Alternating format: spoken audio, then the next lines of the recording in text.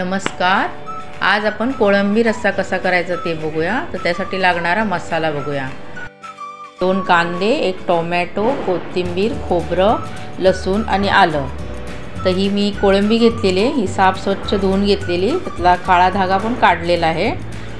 तर आपण आता रस्सा करायला सुरुवात करूया।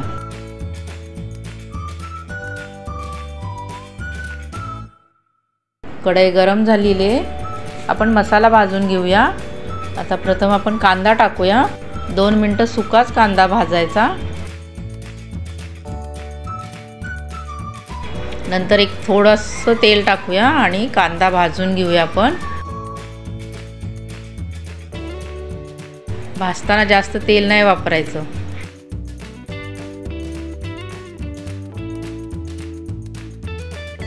कांदा भाजून झालेला आहे आपला। आता त्या कांद्यामध्येच आपण खोबरं आणि आलं लसूण भाजून घेऊया।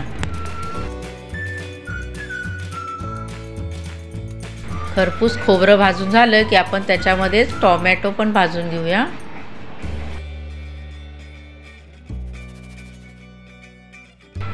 टोमॅटो पण भाजून झाले आपले की ते सगळं थंड होऊन द्यायचं मिश्रण।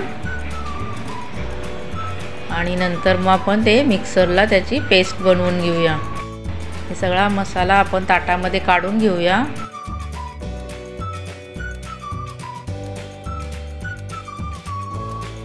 त्याची मिक्सरमध्ये आपण पेस्ट बनवून घेऊया।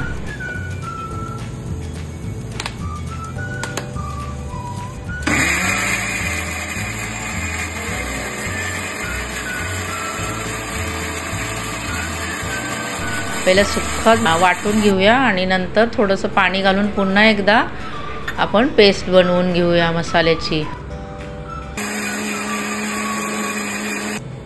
आता ही बघा आपली पेस्ट तयार आहे, मसाला तयार आहे। तर आता आपण कढई गरम करत ठेवलेली आहे, त्याच्यामध्ये 2 चमचे तेल घालूया।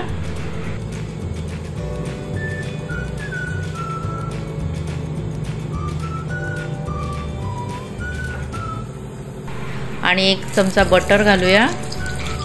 बटरमुळे ना कोळंबीच्या रस्स्याला छान चव येते।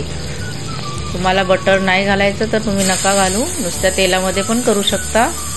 तर आपण ते मिक्सरमध्ये वाटलेली सगळी पेस्ट म्हणजे मसाला कढईमध्ये घालूया आणि मसाला भाजून घेऊया। आपण मसाला चांगला भाजून घ्यायचा तेल सुटेपर्यंत। त्यातलं पाणी सगळं मॉइश्चर निघून गेलं पाहिजे, म्हणजे रश्श्याची चव चांगली होते। नंतर आपण सुके मसाले घालूया। हळद,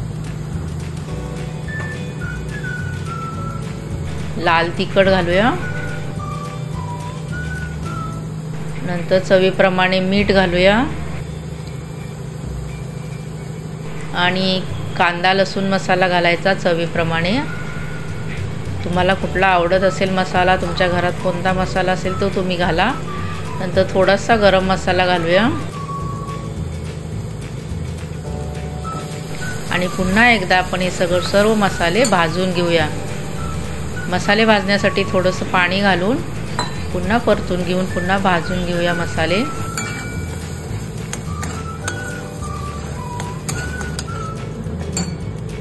तर आपण जी कोळंबी साफ केलेली आहे ती सगळी घालूया।